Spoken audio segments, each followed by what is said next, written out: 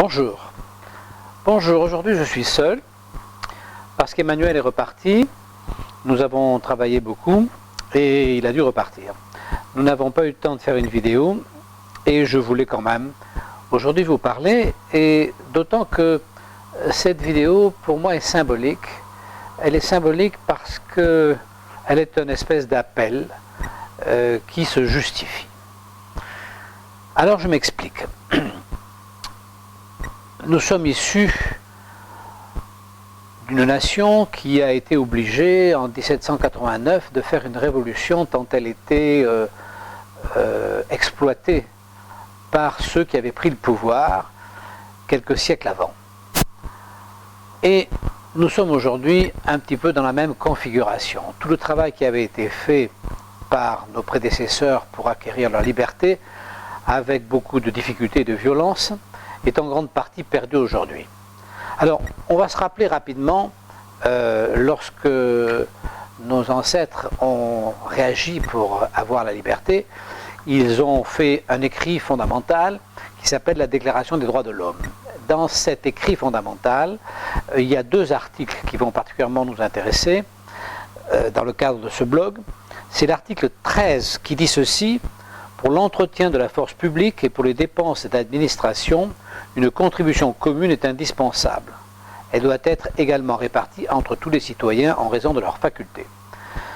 C'est donc ici la création de l'impôt, dont la justification est les besoins de l'État, et strictement les besoins de l'État et de son administration, pour la défense, et donc pour la justice, qui va avec la défense, puisqu'il s'agit de la défense des individus. L'article 14 dit ceci: tous les citoyens ont le droit de constater par eux-mêmes ou par leurs représentants la nécessité de la contribution publique, de la consentir librement, d'en suivre l'emploi et d'en déterminer la quotité, l'assiette, le recouvrement et la durée. Bien. C'est-à-dire que cet impôt est sous surveillance.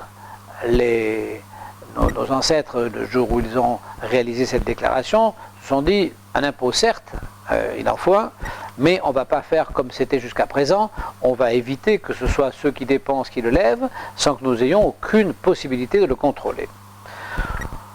Bien, donc cette déclaration a été, je dirais, reconnue comme une pensée de qualité dans le monde entier. Le temps a passé et en 1945, au sortir de la guerre, où l'Occident s'était ruiné, puisque la guerre de 1945, qui a fait suite à celle de 14, a ruiné d'une manière considérable toute la partie du monde dont nous faisons partie, c'est-à-dire tout ce que l'on appelle l'Occident, qui s'était, par son travail, par son labeur, grandement enrichi dans les siècles précédents. Donc l'industrialisation et le libéralisme qui avaient enrichi jusqu'à la guerre de 14 le monde européen et ensuite par contre-coup le monde des États-Unis, s'est ruiné dans deux guerres.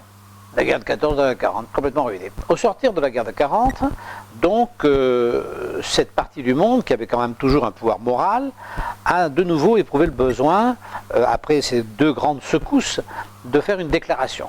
Alors c'est la déclaration des droits de l'homme de 1948. Au moment de cette déclaration, il y a les signataires sont 58 pays. Aujourd'hui, les États-Unis, ça représente 200 pays environ. À l'époque, 58 pays, dont la France. Alors, on va trouver dans cette déclaration un élément clé qu'il y avait déjà dans la précédente, qui était l'article 17. Dans la précédente déclaration, l'article 17 disait: la propriété est un droit inviolable et sacré, nul ne peut en être privé, si ce n'est lorsque la nécessité publique légalement constatée l'exige, et sous la condition d'une juste et préalable indemnité. C'est-à-dire que en 1789, les hommes avaient compris qu'en réalité, s'ils voulaient avoir leur liberté, il fallait qu'ils aient leur liberté économique, et que la liberté économique passe par la propriété privée, puisque la liberté économique, c'est l'échange, la capacité d'échanger librement, et pour ça, il faut être propriétaire. Donc la propriété privée était l'élément clé, le socle, si l'on veut, de 1789. Donc cet élément clé est repris quand même en 48. On récupère l'article 17 qui dit dans la nouvelle déclaration des droits de l'homme, l'article 17 dit « Toute personne, aussi bien seule qu'en collectivité, a droit à la propriété. Nul ne peut être arbitrairement privé de sa propriété. » Voilà. Donc sur ce point, nous retrouvons la même intention. Donc on peut dire qu'en 1948, il n'est pas question de remettre en cause le système que l'on appelle libéral, c'est-à-dire le système qui consiste à avoir une économie accessible à tous, une économie libre, assise sur le droit de la propriété. Mais, à cette époque, on voit disparaître l'article 13 et l'article 14, c'est-à-dire qu'il n'est plus question de l'impôt, il n'est plus question du motif pour lequel il est levé, il n'est plus question de son justificatif et il n'est plus question non plus du droit à le surveiller. Alors ça s'explique parce qu'à l'époque, les États sont ruinés, totalement ruinés. Au sortir des deux guerres, les États sont exsangues, il n'y a plus d'argent public. Donc la chose est passée sous silence. Par contre, en même temps que ces États sont ruinés, on voit arriver des engagements pris par ces États qui sont extrêmement simples. On a l'article 22, droit à la sécurité, l'article 23, droit au travail, l'article 24, droit au repos, l'article 25, droit à un niveau de vie suffisant, et l'article 26, droit à l'éducation, et l'article 27, droit à la vie culturelle. C'est-à-dire qu'en 1948, on crée des droits, mais on n'imagine pas comment on va les payer. On n'imagine pas, ces droits sont parfaitement légitimes, il n'est pas question de les remettre en question, mais il y a un coût à la sortie, et 1948, on ne parle pas d'argent. Entre gens bien, entre gens de qualité, on ne parle pas d'argent. Et donc on rentre dans un monde, et on a donc signé là le début de l'intervention de l'État dans la vie privée, puisque pour pouvoir permettre à chacun d'obtenir ses nouveaux droits, il va bien falloir que l'État s'en mêle. Bon. Donc l'État va commencer à devenir le prescripteur et l'animateur de tous ces droits. Et donc il va lui falloir des moyens absolument énormes pour ça. Et donc on va commencer la ronde des impositions qui vont aller croissant constamment jusqu'à l'état dans lequel nous sommes aujourd'hui, qui est en contradiction complète avec les engagements initiaux pris pour la liberté, que l'on appelle l'époque des Lumières, c'est-à-dire les droits essentiels de la propriété qui ne sont amputés que et exclusivement pour défendre la collectivité, le reste étant affaire de privé, donc étant affaire individuelle. Donc aujourd'hui, et c'est l'objet de mon appel, aujourd'hui nous sommes dans une situation qui n'est pas acceptable parce que l'imposition n'est plus un impôt au bénéfice de l'utilité du groupe, mais l'imposition est devenue un transfert, c'est-à-dire un transfert de capital. C'est-à-dire que l'impôt est devenu le moyen de transférer le capital de ceux qui l'ont au bénéfice de ceux qui ne l'ont pas. Ce transfert est quelque chose on appelle ça un transfert de capital, en réalité, comme il n'est pas voulu, c'est donc un vol, c'est un prélèvement, c'est un pillage en ce qui concerne le capital. Il en est de même en ce qui concerne la propriété privée. La propriété privée, qui a été l'élément essentiel de la liberté en 1789, qui reste l'élément essentiel de la liberté en 1948, la propriété privée aujourd'hui n'existe plus. Elle a été transférée, exactement comme pour l'impôt et pour le capital, elle a été transférée entre les mains de la collectivité à coup de plan d'urbanisme, à coup de division de la propriété, à coup de... constamment, la propriété privée, aujourd'hui, n'existe pratiquement plus. Vous avez un bien, quel qu'il soit, vous ne pouvez plus rien en faire sans l'aval de la collectivité. Donc on se retrouve aujourd'hui avec les deux éléments principaux de la liberté qui sont, du moins la liberté telle qu'elle est vécue en 1789 par des gens qui sont autorisés à en parler parce qu'ils sont esclaves depuis des siècles. Donc au moment où ces gens atteignent la liberté, ils disent les deux éléments essentiels de la liberté sont la possibilité de gagner sa vie et la propriété privée. Et que l'État ne puisse jamais prélever sur ce que nous gagnons plus que pour défendre la collectivité.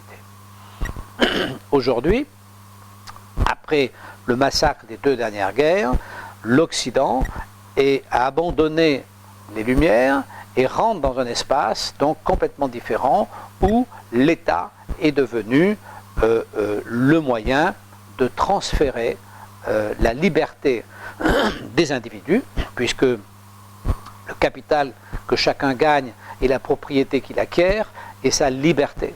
Donc à partir du moment où l'on vous prélève votre liberté, où on vous prélève votre capital, où on prélève votre propriété, on fait un transfert de votre liberté.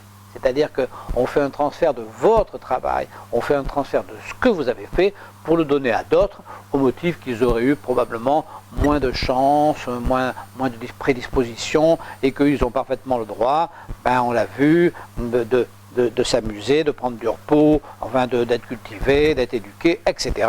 Le tout sans avoir rien à faire, puisque sans avoir de peine à prendre, puisque les moyens de leur permettre cela va être prélevé par un transfert fiscal et un transfert de la propriété. Donc on va vous piller fiscalement dans votre capital et on va vous piller dans l'économie de votre capital qui est votre propriété et on va faire donc un transfert qui en fait se résume à un vol.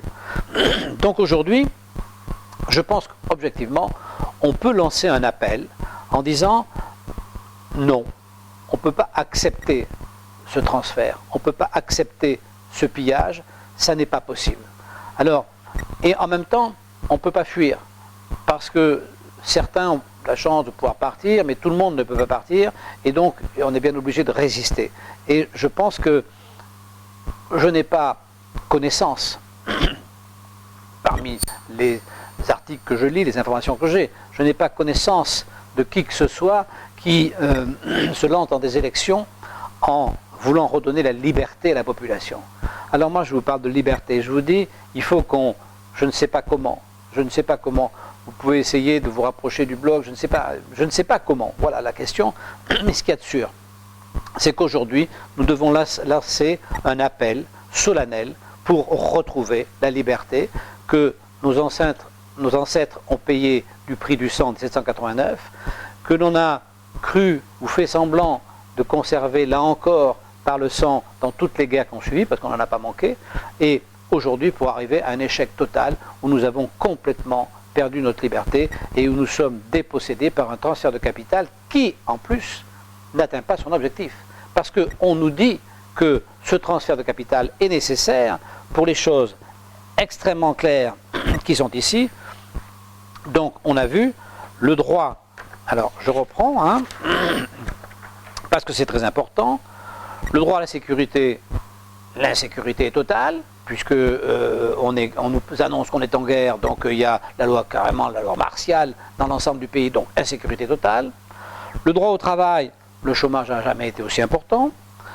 Le droit au repos, plus personne ne peut vraiment en prendre s'il a envie de payer les impôts qu'on lui donne à payer, parce que ça c'est pas possible. Le droit au niveau de vie suffisant, je ne sais pas ce qu'il en est pour vous, mais moi, si vous voulez, je suis totalement ruiné par le fisc, donc mon niveau de vie, il est non seulement pas suffisant, mais il est inexistant. Le droit à l'éducation, comme on le sait, l'éducation est catastrophique, les jeunes gens arrivent au bac, ils ne savent plus ni lire ni écrire. Et enfin, le droit à prendre part à la vie culturelle, qui se résume aux émissions de télé-réalité sur l'antenne 2 ou l'antenne 1.